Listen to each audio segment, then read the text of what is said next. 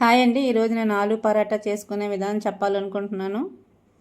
దీనికి కావలసిన పదార్థాలు: గోధుమ పిండి, ఉప్పు, సన్నగా తరిగిన ఉల్లిపాయలు, కొత్తిమీర, కారం, కరివేపాకు, చాట్ మసాలా, ఉడికించిన బంగాళదుంపలు, పసుపు, పచ్చిమిర్చి,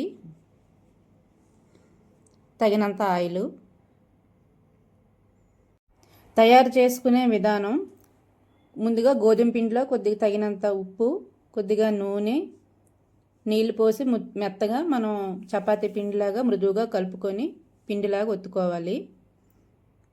ఈ చిన్నపిల్లలకి ఈ పరాటాలు చాలా ఇష్టంగా తింటారండి. చాలా ఈజీ కూడానండి, ప్రాసెస్ కూడా. మెత్తగా మృదువుగా కలుపుకోవాలి.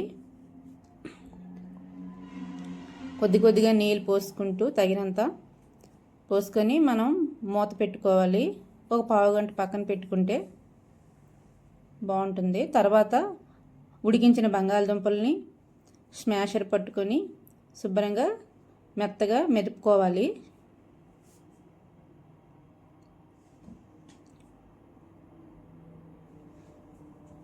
చిన్న చిన్న ముక్కలు ఏమీ లేకుండా శుభ్రంగా మనం దాన్ని మెదుపుకోవాలి.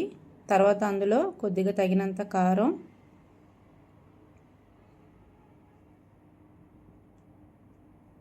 చాట్ మసాలా అనేది ఆప్షనల్ అండి, ఉంటే వేసుకోవచ్చు లేకపోతే లేదు. తగినంత ఉప్పు,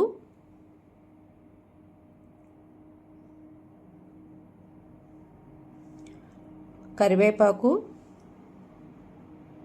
సన్నగా తరిగిన కరివేపాకు,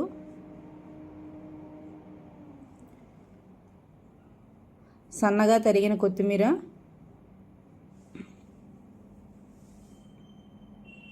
సన్నగా తరిగిన పచ్చిమిర్చి,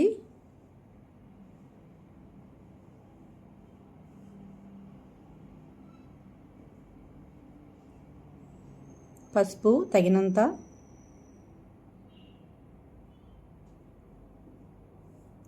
సన్నగా తరిగిన ఉల్లిపాయ ముక్కలను వేసుకోవాలి. ఈ మిశ్రమాన్ని అంతటిని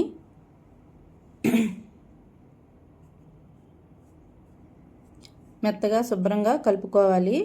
మొత్తం అంతా ఈ మిశ్రమం అంతా కలిసిపోయి శుభ్రంగా ఉండలు చుట్టుకోవాలి.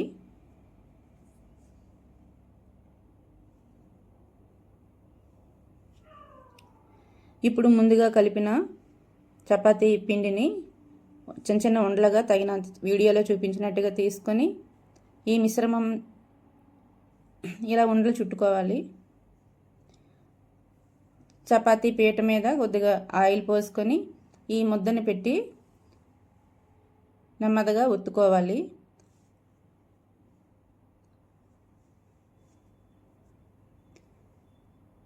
చేత్తో మెత్తగా నెమ్మదిగా మృదువుగా ఒత్తుకొని దానిలో ఈ మిశ్రమాన్ని పెట్టి చుట్టూ ఫోల్డ్ చేయాలండి.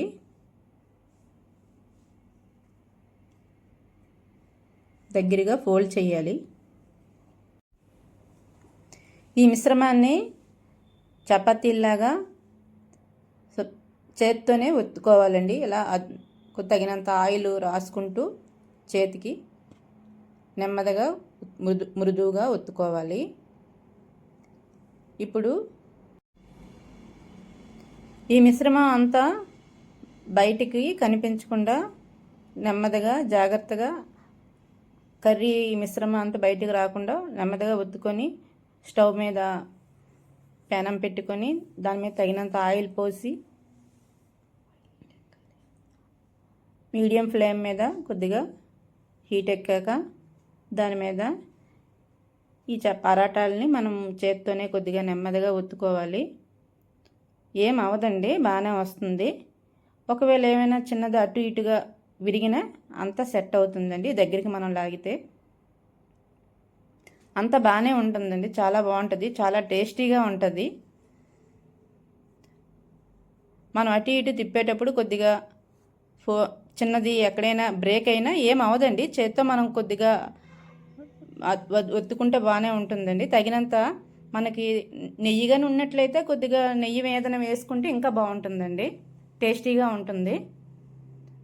అలాగ కొద్దిగా ఏమైనా ఎప్పుడైనా ఇలా బ్రేక్ అయినట్లు అనిపించినా ఏం అవదండి, మళ్ళీ దాన్ని మనం దగ్గరికి ఫోల్డ్ చేసుకుని కాల్చుకోవచ్చు. అంతేనండి, మన ఆలు పరాటా రెడీ. దీన్ని పెరుగుతో మనం సర్వ్ చేసుకోవచ్చు. Thank you for watching.